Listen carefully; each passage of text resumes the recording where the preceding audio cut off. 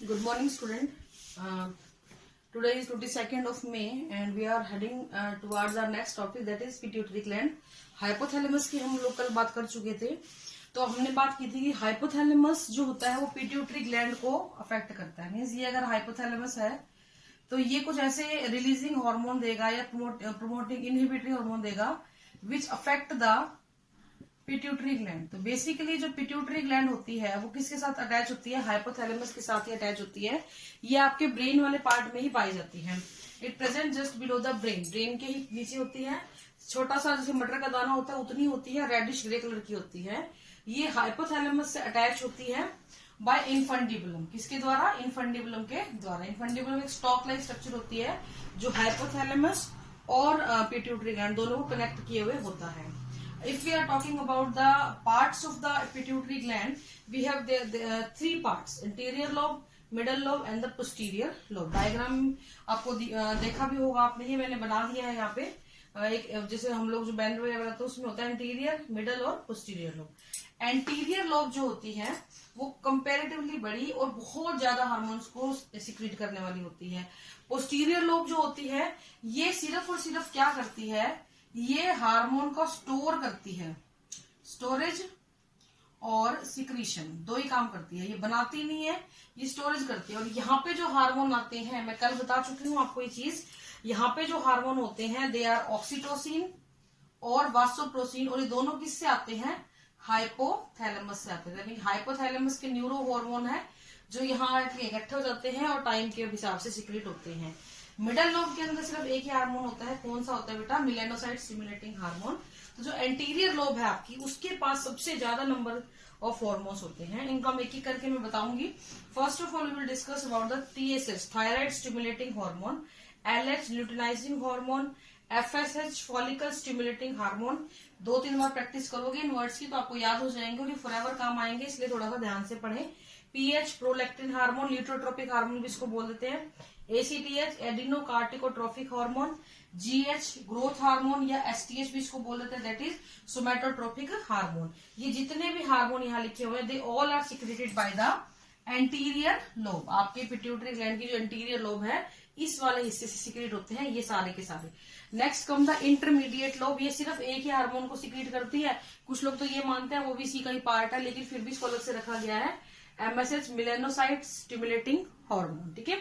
Next है posterior lobe में बताई चुकी. यहाँ से 2 सिक्रेट होंगे हार्मोन, ऑक्सीटोसिन, वासोप्रोसिन. ठीक है. ADH हार्मोन सिक्रेट होगा. अब हम एक एक करके इन सभी हार्मोन्स की बात करेंगे. ये क्या क्या काम करते हैं. देखो कुछ नहीं है, आपको ये वर्ड देखना है, थायराइड. थायराइड स्टिमुलेटिंग हार्मोन क्या करता है? ये थायराइड ग्लैंड के पास जाएगा और उस ग्लैंड को स्टिमुलेट करके क्या कहेगा? थायरोक्सिन हार्मोन को क्या कर दो बेटा? सिक्रीट कर दो. तो ये thyroid stimulating hormone thyroid gland को एक्टिवेट करेगा या स्टिमुलेट करेगा to release the thyroxine hormone. T3, T4, TSH बहुत सारे होते हैं. वो जो भी कोरस्पॉन्डिंग हार्मोन उन्हें सिक्रीट करना है. If we are talking about this luteinizing hormone, अगर हम इसकी बात करें मेल के अंदर ल्यूटिनाइजिंग हार्मोन की, तो ये हार्मोन क्या करता है बेटा मेल के अंदर? ये मेल के अंदर एंड्रोजन को सिक्रीट करता है. यानी ये अफेक्ट किसको करेगा? पहले तो ये अफेक्ट करेगा लेडिंग सेल को, ये वाला हार्मोन. और ये लेडिंग सेल फर्दर क्या करेंगी बेटा? टेस्टोस्टेरोन या एंड्रोजन हार्मोन को सिक्रीट करेंगी.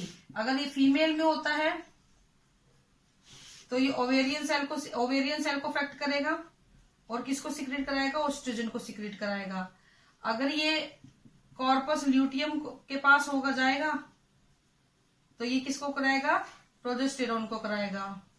और अगर इसके अलावा ल्यूटिनाइजिंग हार्मोन एक काम और करता है ओव्यूलेशन में. ओव्यूलेशन होता है बेटा रिलीज ऑफ अवम. अवम का रिलीज होना, बनना नहीं, रिलीज होना. देखो बनना एक अलग चीज होती है, रिलीज होना एक अलग चीज होती है. तो अवम का रिलीज होना होता है. ठीक है. ये सारे काम ल्यूटिनाइजिंग हार्मोन के द्वारा किए जाते हैं. If we are talking about FSH, that is follicle stimulating hormone, इसका क्या काम होता है? नाम से आपको पता लग रहा है ये उन सेल्स को एक्टिवेट करेगा जिनसे स्पर्म बनेंगे मेल में और अवम बनेगा फीमेल में. तो मेल में स्पर्म के बनने को और फीमेल में अवम के बनने को कौन एक्टिवेट करता है? फॉलिकल स्टिमुलेटिंग हार्मोन एक्टिवेट करता है. Next come the prolactin hormone, इसको हम मिल्क प्रोड्यूसिंग हार्मोन भी बोल देते हैं। मिल्क प्रोड्यूसिंग का मतलब क्या होता है बेटा, मिल्क को जैसे ही फीमेल प्रेग्नेंट होती है उसकी मेमरी ग्लैंड डेवलप होनी शुरू हो जाएंगी, हाईली वेस्कुलराइज हो जाएंगी, ज्यादा उसमें अमाउंट में लोब्यूल्स बनेंगे और उसमें मिल्क प्रोडक्शन के लिए तैयार किया जाएगा। और जैसे ही बच्चा पैदा होता है ये हार्मोन मिल्क प्रोडक्शन करना शुरू कर देता है। तो ये प्रोलैक्टिन हार्मोन क्या होता है, मिल्क प्रोड्यूस करता है लैक्टेटिंग मदर के अंदर। नेक्स्ट है एड्रीनोकार्टिकोट्रोफिक हार्मोन, ये क्या करता है, ये एड्रिनल ग्लैंड के कोर्टिकल पार्ट को अफेक्ट करके करता है ताकि वो कोरस्पॉन्डिंग एड्रिनलिन हार्मोन वगैरह सिक्रिएट कर सके। ये है ग्रोथ हार्मोन, इसका क्या काम होता है बेटा, ये हमारी बॉडी की लगभग सभी सेल्स को जाके इफेक्ट करता है। और करता क्या है, ये उन सभी सेल्स को में प्रोटीन के सिंथेसिस को इंक्रीज कर देता है और उनमें कैल्शियम के डिपोजिशन को इंक्रीज कर देता है so that they can grow well. तो इसलिए इसी का नाम क्या रखा गया है, ग्रोथ हार्मोन। ये ग्रोथ में हेल्प करता है, ये लंबाई बढ़ाने में हेल्प करता है। Next comes the melanocyte stimulating hormone, ये क्या करता है बेटा, मैं इसके बारे में आपको बता देती हूँ। ये सबसे पहले तो ये चीज है कि सिक्रीट कहां से होता है, ये सिक्रीट होता है middle lobe of the pituitary gland. Pituitary gland की मिडल लॉब से सिक्रीट होता है। नाम से ही समझ जाना ये किसको अफेक्ट करेगा, आपकी स्किन को, क्योंकि आपकी स्किन में क्या होता है, मेलानाइन होता है। और ये मेलानाइन क्या है, एक तरीके का पिगमेंट है, ये एक तरीके का रंजक है, पिगमेंट जो आपकी स्किन को कलर देता है। जितना ज्यादा मेलानिन होगा उतना ही ज्यादा स्किन का कलर कैसा होगा, डार्क होगा, क्योंकि ये पिगमेंटेशन को बढ़ाता है। एक तो ये पिगमेंट के अमाउंट को इंक्रीज कर देता है, प्लस ये पिगमेंट के डिस्पर्जल को भी इंक्रीज कर देता है। तो इस हार्मोन की वजह से क्या होगा, स्किन डार्कनिंग हो जाती है, स्किन का कलर कैसा हो जाएगा, डार्क हो जाएगा। स्किन का कलर कैसा हो जाएगा बेटा, डार्क हो जाएगा। तो इसलिए ये मेलानोसाइट स्टिमुलेटिंग हार्मोन जो होता है ये हमें हेल्प करता है डार्कनिंग ऑफ द स्किन। अब कोई क्वेश्चन करेगा काला होने का क्या फायदा है मैडम, बहुत फायदा है बच्चों। जो भी लोग डायरेक्टली ऐसी जगहों पे रहते हैं इक्वेटर के आसपास जहाँ पे सूरज की रोशनी बिल्कुल सीधी आती है, जल जाएंगे वो लोग अगर ये नहीं होगा तो, स्किन डैमेज हो जाएगी। तो ये जो है हेल्प करता है उनको स्किन डैमेज से बचाता है। Next comes the posterior lobe and the उसके हार्मोन ऑक्सीटोसिन, इसको बहुत ही इंपॉर्टेंट माना गया है फीमेल के लिए खासकर।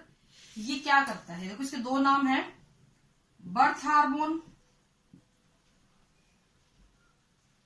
और मिल्क इजेक्टिंग हार्मोन। नाम से समझ जाना, देखो मिल्क पहले भी आया था वर्ड, लेकिन वहां पे कुछ और तरीके से आया था, ठीक है। तो बर्थ हार्मोन क्यों कहते हैं, क्योंकि जब बच्चा पैदा होने वाला होता है उस दौरान मदर की जो यूट्रस है उसमें कॉन्ट्रैक्शन होते हैं बहुत वाइगरस। उन कॉन्ट्रैक्शन को हम बोलते हैं बेटा लेबर पेन। क्या बोलते हैं, लेबर पेन। और इन लेबर पेन्स को इंड्यूस किसके द्वारा किया जाता है, ऑक्सीटोसिन के द्वारा। कॉन्ट्रैक्शन में हेल्प करता है। अगर लेबर पेन नहीं होंगे तो बच्चा पैदा नहीं हो सकता है। इसी तरीके से जो मेमरी ग्लैंड होती है फीमेल की, मेमरी ग्लैंड की मायो एपिथेलियल सेल को ये एक्टिवेट करेगा, उनको कॉन्ट्रैक्ट करेगा ताकि मिल्क निकल सके बाहर। देखो प्रोलैक्टिन हार्मोन था, उसने क्या किया, मिल्क को प्रोड्यूस कर दिया, लेकिन मिल्क का बाहर निकलना भी जरूरी है। वो उसके लिए कौन हेल्प करता है, आपका ये ऑक्सीटोसिन हार्मोन हेल्प करता है। नेक्स्ट आता है आपका एडीएच हार्मोन। इसका दूसरा नाम हम आपको बता चुके हैं, एंटी डायूरेटिक हार्मोन, ठीक है। वास्प्रोसिन भी इसको बोला जाता है। ये क्या करता है, ये रीएब्जॉर्प्शन ऑफ वाटर करता है, इंक्रीज रीएब्जॉर्प्शन ऑफ वाटर। तो अगर आप पानी पीते हैं बहुत सारा, तो सारा का सारा आपकी बॉडी से निकल जाएगा। अगर ये ना हो तो इसका होना बहुत जरूरी होता है। एंटी डायूरेटिक हार्मोन पानी के रीअब्जॉर्प्शन को बढ़ाता है। अगर हमारी यूरिन में बहुत ज्यादा अमाउंट पानी निकलने लग जाए, इसका मतलब इसकी अमाउंट क्या हो गई है, कम हो गई है। अल्कोहलिक जो लोग होते हैं उनके अंदर ये हार्मोन कम सीक्रेट होता है, इसीलिए वो यूरिनेशन बहुत ज्यादा करते हैं, ठीक है ना। तो ये जो है कुछ हार्मोन है, उनके फंक्शंस है। अब बात आती है डिसऑर्डर्स की, बीमारियों की। देखिए जरा, डायबिटीज इंसिपिडस, ये वाला जो मैंने आपको बताया है, अगर किसी इंसान के अंदर एडीएच हार्मोन की कमी हो जाती है तो उस आदमी के अंदर या उस इंडिविजुअल के अंदर बहुत ज्यादा यूरिन पास होने लग जाएगा, बॉडी में पानी रुकना बंद हो जाएगा, and it is known as diabetes insipidus. It is due to the deficiency of the ADH hormone. Dwarfism, बोनापन, जाइजेंटिज्म, लंबापन, दानवाकार, दैत्याकार और एक्रोमेगेली, ये कुछ डिजीज है. अगर किसी छोटे बच्चे के अंदर ग्रोथ हार्मोन कम बन रहा है ड्यूरिंग द डेवलपमेंटल स्टेजेस, तो उसको बोना रह जाएगा. इसमें क्या हो गया, ग्रोथ हार्मोन कम, यहाँ पे एडीएच भी कम. ठीक है, अगर ग्रोथ हार्मोन कम आएगा तो बच्चा बोना रह जाएगा. अगर ग्रोथ हार्मोन ज्यादा आएगा तो बच्चा कैसा हो जाएगा, जरूरत से ज्यादा बड़ा हो जाएगा एडोलसेंस में. एक्रोमेगेली क्या होती है बेटा, इसमें ग्रोथ हार्मोन जरूरत से ज्यादा आ जाता है आफ्टर एडोलसेंस, कि बच्चे ने अपनी